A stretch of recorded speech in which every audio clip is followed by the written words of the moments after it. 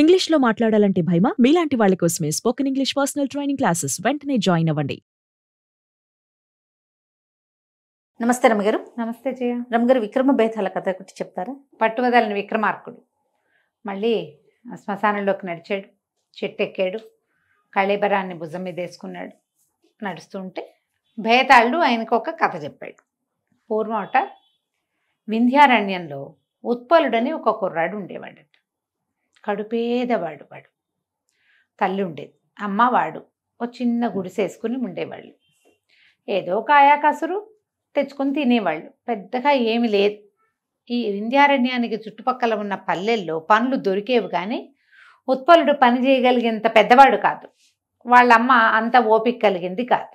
తండ్రి ఉన్నన్నాళ్ళు నడిచేది.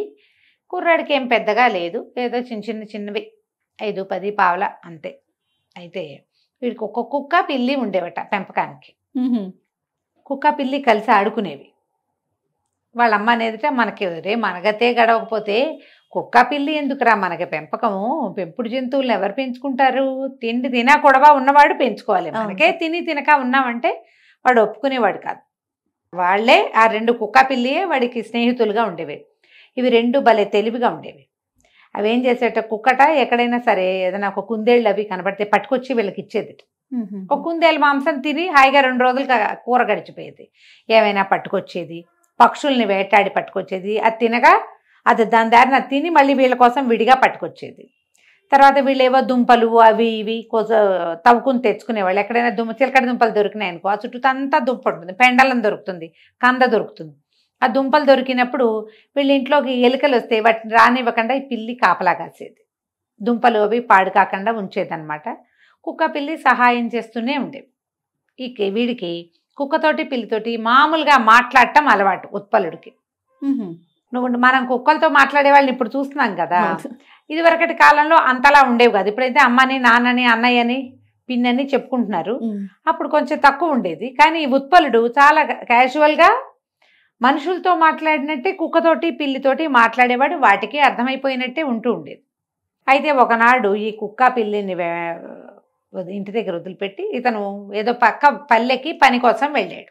వాళ్ళు ధాన్యం దులిపారని అక్కడికి వెళ్తే ఏవో కొన్ని తిండి గింజలు దొరుకుతాయని భావించి వాళ్ళ అమ్మ వెళ్ళమంది. వెళ్ళేసరికల్లా ఏమైంది, ఒక పెద్ద మైదానం ఉందట అక్కడ. వెళ్ళే దారిలో ఆ మైదానంలో అందరూ గడ్డి కోస్తున్నారు. వీళ్ళు ఏం చేస్తారు, ఈ గడ్డంతా కోసేసి తవ్వి కొన్ని గింజలు వేసుకుంటారు ఉమ్మడి మీద.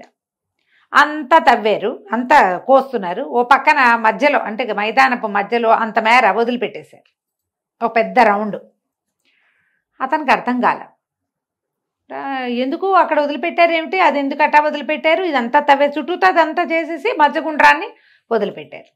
వదిలిపెట్టేసరికల్లా ఈ రైతుల్లో ఒకడేం చెప్పాడంటే, అందులో పాము చేరింది బాబు, పాము ఉంది, మరి భయపడి అది బుసకొడుతోందని భయపడి మేము దాన్ని చేయలేదు, ఇంకో పూట చూసి అప్పుడు కోస్తాం.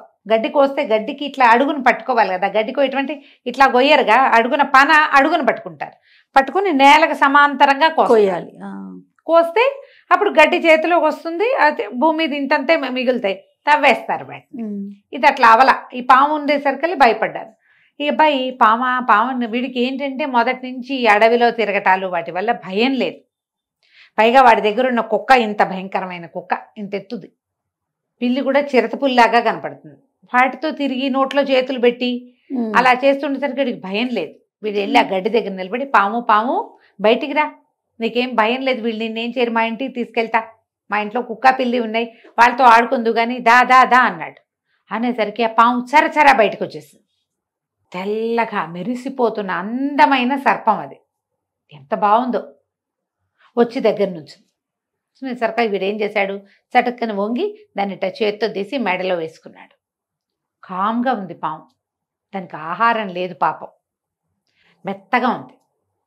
పొలాల్లో ఈ రైతులంతా ఆశ్చర్యపోయారు.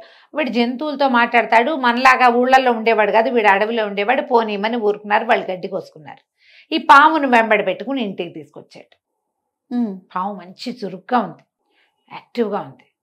తీసుకొచ్చేసరికల్లా వాళ్ళ అమ్మ ఆశ్చర్యపోయింది, ఏమిట్రా కుక్క పిల్లియే ఎక్కువైతే పావును ఒకదాన్ని తెచ్చావు నువ్వు, దీనికేం పెడతామంటే, పోనీలేమ్మా ఏ పక్షినో తిని బతుకుతుంది పాపం, వాళ్ళు గడ్డికి వస్తున్నామని ఆగారు.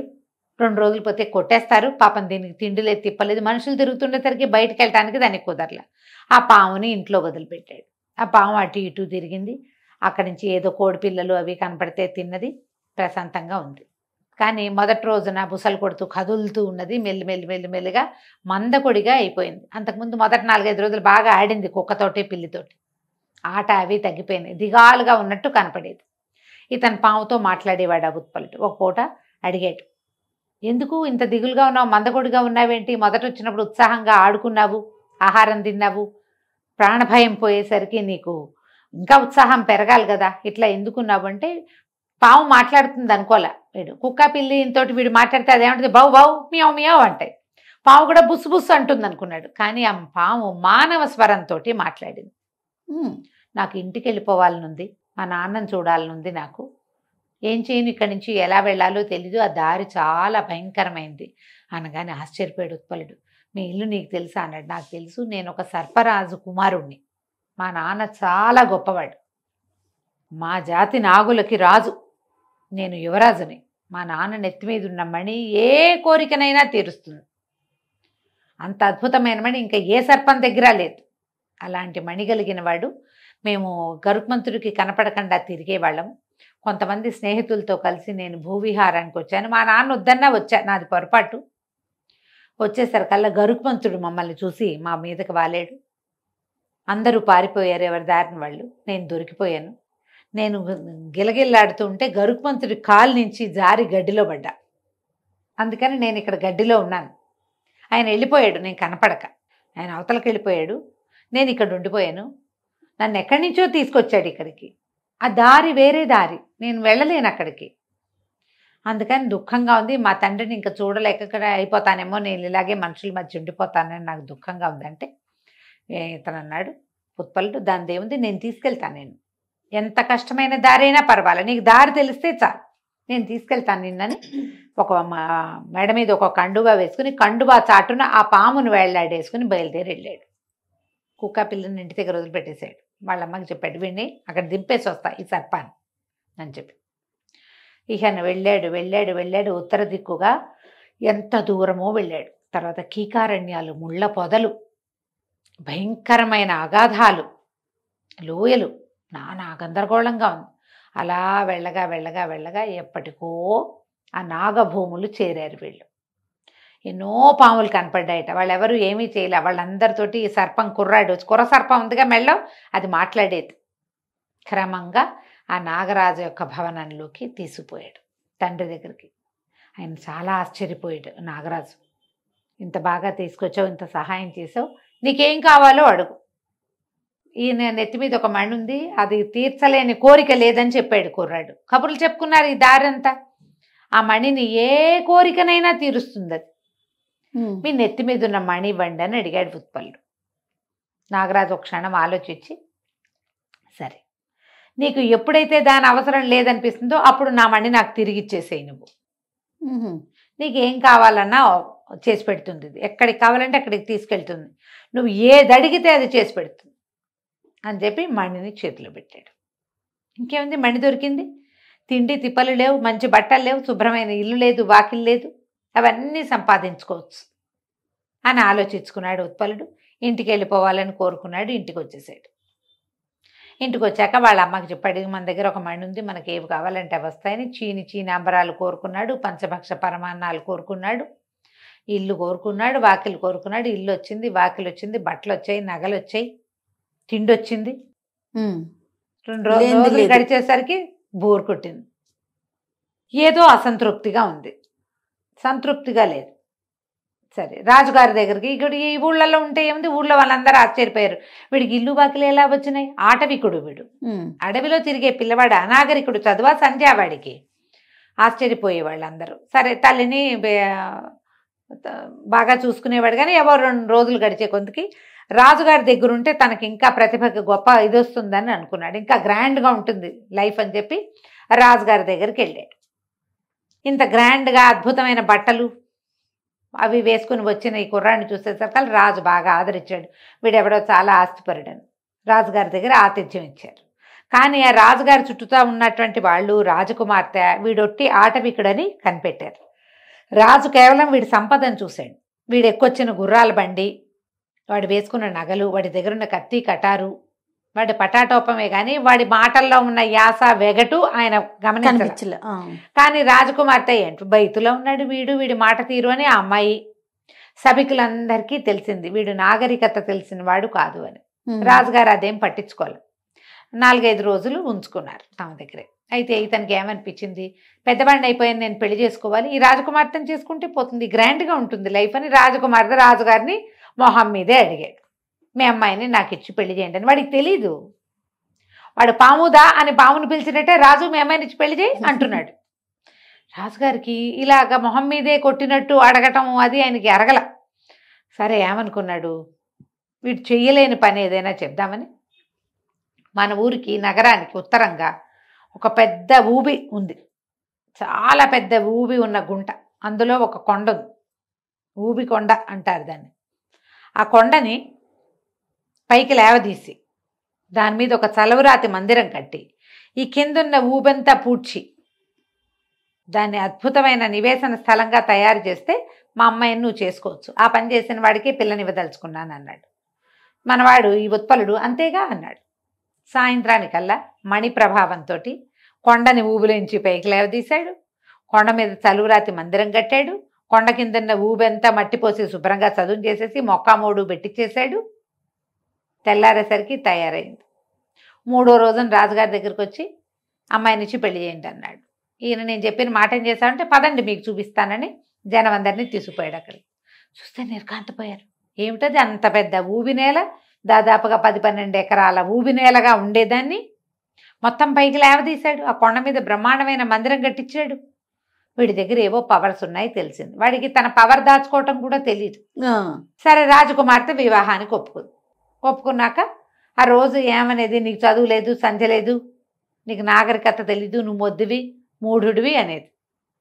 అయితే ఈ అబ్బాయి ఏమనేవాడు, నా దగ్గర పవర్స్ ఉన్నాయి, నాకు శక్తి ఉంది, చదువు లేకపోతే ఏమైంది, శక్తి ఉంది నా దగ్గర అనేవాడు. కానీ ఏదో అసంతృప్తిగానే ఉండేది.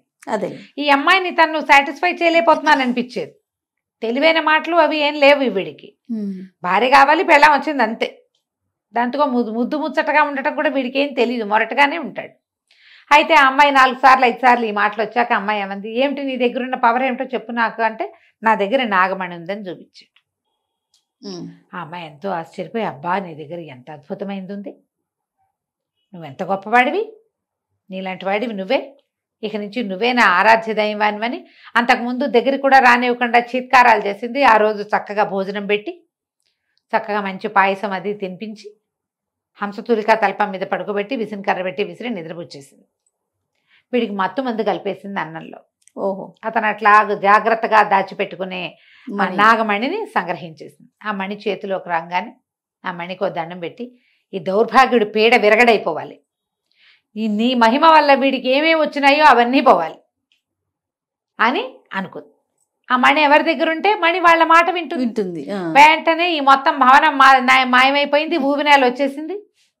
ఈ అమ్మాయి పోయి రాజుగారి ఇంట్లో పడింది. వాడు పోయి తన వింధ్యారణ్యంలో ఉన్న గుడిసెలో పడ్డాడు. తెల్లవారేసరికి మెలకువసరికి ఏముంది, పూరు గుడిసెలో ఉన్నాడు. వాకిట్లో కుక్క పిల్లి తిరుగాడుతున్నాయి. ఆ గుడిసె చింకి జీర్ణం అయిపోయింది. అమ్మ అసలు లేనే లేదు. వీడు ఎన్నాళ్ళు అయింది రాజుగారి దగ్గరకు వచ్చి, అమ్మ లేదు. ఏడ్చి మొత్తుకున్నాడు. తల్లి చచ్చిపోయిందని తెలిసిపోయింది వాడికి.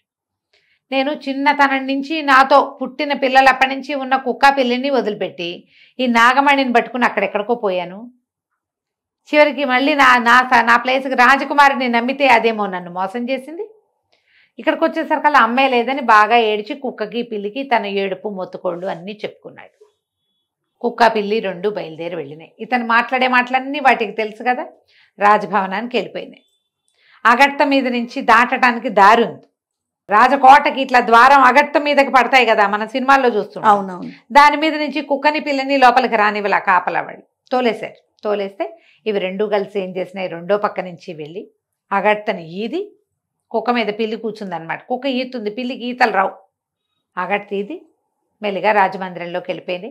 వెళ్ళగా వెళ్ళగా వాటికి రాజకుమార్తె ఎక్కడుందో తెలిసింది. ఆ రాజకుమార్తె నాగమణినిట చేత్తో పుచ్చుకుని పడుకుంది. ఈ పిల్లి ఏం చేసింది, ఆ రాజకుమార్తె పక్కన నుంచి చెవి పక్కన ఇట్లా గీరింది.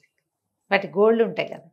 ఆవిడ ఉలిక్కిపడి చేత్తో ఇలా సర్దుకోవడానికి చేతిలో ఉన్న మణి వదిలిపెట్టేసింది. ఆ మణి వదిలిపెట్టిన మరుక్షణం కుక్క దాన్ని నోటగా చేసుకుంది. ఆ మణిని పుచ్చుకుని మళ్ళీ కుక్క పిల్లి ఆగర్తి ఎదుకుని వెనక్కి వచ్చి ఈ ఉత్పలుడి చేతిలో పెట్టేసరికి అతను ఆ మణిని చూసుకుని చాలా దుఃఖించి ఆ మణిని పుచ్చుకొని మళ్ళీ రాజుగారి దగ్గరికి వెళ్ళాడు. మళ్ళీ బీద వేషంలో వచ్చిన వాడిని చూసి రాజు ఆశ్చర్యపడి, ఇతను మళ్ళీ వజ్రాలు గిజ్రాలు కోరుకోవాలా, నగలు నాణ్యాలు కోరుకోవాలా, ఆ పేద వేషంతోటే ఉన్నాడు, ఆటవిక వేషంతో. రాజు దగ్గరికి వెళ్ళి, నేను మీ అల్లుడి రాజకుమార్తె ఇట్లా మోసం చేసింది నన్ను అనేసరికల్ ఆయన అన్నాడు, అయ్యో ఇంత పని జరిగిందా, మా అమ్మాయికి నేను శిక్షిస్తాను, నేను దాని లైన్లో పెడతాను. ఏం పెట్టద్దు, నేను అమ్మాయికి తగిన వాడిని కాను, నేను భర్తగా ఉంటాను కూడా పనికిరాను, నేను అసలు అమ్మాయి భర్తనని మర్చిపోండి, మీ దారిని మీ అమ్మాయికి వేరే పెళ్లి చేసుకోండి, నాతో జరిగిన పెళ్ళి అసలు మీరు పెళ్లిగానే భావించక్కర్లేదు, నేను వెళ్ళొస్తానని వెళ్ళిపోయాడు. అక్కడి నుంచి కుక్కని పిల్లిని వెంబడి పెట్టుకుని నడిచి అలా ఉత్తర భూముల వైపుకి నడిచి వెళ్ళిపోయాడు. వెళ్ళి నాగభూముల్లోకి ప్రవేశించాడు. ఎప్పుడైతే ఇతన్ని చూశారో, నాగులు ఇంతకుముందు వచ్చాడుగా రాజకుమారుడిని తీసుకొచ్చాడు, వాళ్ళు ఎవరు ఏమనలా. సరాసరి నాగరాజు దగ్గరికి వెళ్ళి ఇతని దగ్గర, పైగా ఇతని దగ్గర నాగమణి ఉంది కదా, ఎవరు ఏమనలా. అతను ఈ నాగమణిని పట్టుకెళ్ళి నాగరాజుకి అప్పచెప్పాడు. ఈ మణి అవసరం తీరిపోయింది, నాకు కూడా ఏవేవో లేవని అనిపించింది, ఇది వచ్చాక నాకు అన్నీ అర్థమైనాయి, తీసుకోండి అన్నాడు. అనగానే ఇప్పుడు ఏం చేస్తావని అడిగాడు నాగరాజు. ఏం చేస్తాను, నా బతుకేదో బతుకుతాను, నేను మా అమ్మాయిలాగు లేదు, నా కుక్క పిల్లి నాకు తోడున్నాయి, ఏదో ఒక అడవిలో ఒక గుడిసేసుకుని బతుకుతానంటే, నాగరాజు అన్న నువ్వు వెళ్ళొద్దు, మావాడు కూడా నీ కోసం ఎప్పుడు అడుగుతున్నాడు, ఇక్కడే ఉండిపో, నీ కుక్క పిల్లి ఇక్కడే ఉంటాయి మాతో పాటు, నువ్వు కూడా వాడితో పాటు ఇక్కడే ఉందుగానని ఉత్పలుణ్ణి నాగభూముల్లోనే ఉంచేసుకున్నారు. అతనితో వచ్చిన కుక్క పిల్లి కూడా ఆ పాముల మధ్యలోనే తిరుగుతూ అక్కడే ఉండిపోయింది. ఈ కథని బేతాళుడు విక్రమార్కుడికి చెప్పాడు. ఆయన అడిగాడు బేతాళుడు, అన్నీ పోగొట్టుకుని పూరి గుడిసెకి చేరాడు ఉత్పలుడు, మణిపోయింది, మణి అతనికి కుక్క పిల్లి తెచ్చిపెట్టినాయి. అవును, మళ్ళీ మణి తెచ్చిపెట్టంగానే ఇతను ఏం చేసి ఉండొచ్చు, అంతకుముందులాగానే మంచి బట్టలు, ఇల్లు, వాకిలి, ఒక రథము అన్నీ కోరుకుని ఉండొచ్చు కదా. ఏవి కోరుకోకుండా కాలినడకన కుక్కని పిల్లిని వదలకుండా ఎందుకు వెళ్ళాడు అక్కడికి, ఎందుకు రాజకుమార్తెని ఇంకో పెళ్లి చేసుకోమని చెప్పాడు. తనకు కావాల్సినవన్నీ తీసుకున్నాక అప్పుడు ఇచ్చి ఉండొచ్చు కదా మణి. అంతే, మణి ఎందుకు ఇచ్చేశాడు, నీకేం అర్థమైందో చెప్పమన్నాడు. చెప్పమంటే అప్పుడు విక్రమార్కుడు చెప్పాడు అన్నమాట. ఇతను వస్తువులు సమకూర్చుకోగలడు కానీ సంతృప్తిని దాన్ని సమకూర్చుకోలేడు. అంతకుముందు అతను హాయిగా దొరికింది తింటూ సుఖంగా ఉన్నాడు. ఇతనికి ఇంత సంపద వచ్చినా సాటిస్ఫాక్షన్ రాలా, ఏదొచ్చినా చాలదు, సంపదలు వస్తుంటే ఇంకా రావాలి ఇంకా రావాలి ఇంకా రావాలి అనిపిస్తుంది. సంతృప్తి సంపదతోటి రాదు. సంతృప్తి అనే బ్రహ్మ పదార్థం ఎక్కడుంటుంది, వస్తువుల్లోనో సంపదల్లోనో సామాన్లలోనో భూమిలోనో ఉండదు, లోపల ఉంటుంది. నాకు ఇది చాలు అనే ఫీలింగు, అవి బయట ఎట్లా వస్తాయి, అంతే ఫీలింగ్స్ బయట ఉండవుగా, లోపల వస్తాయి. లోపల అతనికి ఎప్పుడు రాలా, అతనికి వస్తువులు వచ్చినాయి, ఇల్లు వచ్చింది, వాకిలు వచ్చింది, అన్ని హాయిగా అమ్మతోటి ఉండొచ్చే, చాలక కదా రాజు దగ్గరికి వెళ్ళాడు. పోనీ రాజు ఇచ్చేది సరిపోక కదా రాజు కూతురుని అడిగాడు. అయినా అతనికి అతనేమి పొందలేకపోయాడు కదా. అడవిలో ఉన్న ఓ పిల్లని తీసుకుంటే బాగానే ఉండేది, అతను రాజకుమార్తెను కోరినా అతను సాటిస్ఫై కాలేదు. అప్పుడు తెలుసుకున్నాడు, ఈ నాగమణి వస్తే తనకి దొరికే వాటి వల్ల సాటిస్ఫాక్షన్ రాదని, సాటిస్ఫాక్షన్ తన లోపల ఉందని అర్థమయ్యాక ఇంకా ఈ వస్తుభ్రాంతి అంతా ఎందుకు, నగలెందుకు, నాణ్యాలు ఎందుకు, గుర్రాలు ఎందుకు, అవన్నీ ఉండటం వల్ల వచ్చేదేం లేదు, ఉంటాయి అంతే. ఉండటం వల్ల వచ్చేది ఏమిటి, సదుపాయం వస్తుంది, సంతోషం అదే కదా, అది రాదు కదా. అందుకని మణి ఇచ్చేసాడు. అతను అక్కడ హాయిగానే ఉన్నాడు వాళ్ళతో పాటు. ఎప్పటికీ అతని లాంటి వాళ్ళకి సంతృప్తిగా ఉండగలిగే వాడికి మణుల అవసరమే లేదు. ఆ కాస్త చేతికొచ్చాక ఇది ఎందుకు వచ్చిందిరా దేవుడా అనిపిస్తుంది. ఇతను కూడా అలాగే అనిపించింది అని చెప్పగానే విక్రమార్కుడు చెప్పేసరికి బేతాళుడికి సాటిస్ఫాక్షన్ వచ్చింది. కరెక్ట్, నువ్వు బాగా చెప్పావు, కానీ నువ్వు మౌనభంగం చేసావు కదా, నేను వెళ్ళిపోతున్నానని వెళ్ళిపోయాడు. మళ్ళీ రాజుగారు వెనక్కి తిరిగి నడవటం మొదలెట్టారు. కథ కంచికి మనం ఇంటికి. చాలా చాలా బాగుంది రమ్మ గారు. నమస్తే. నమస్తే జయ.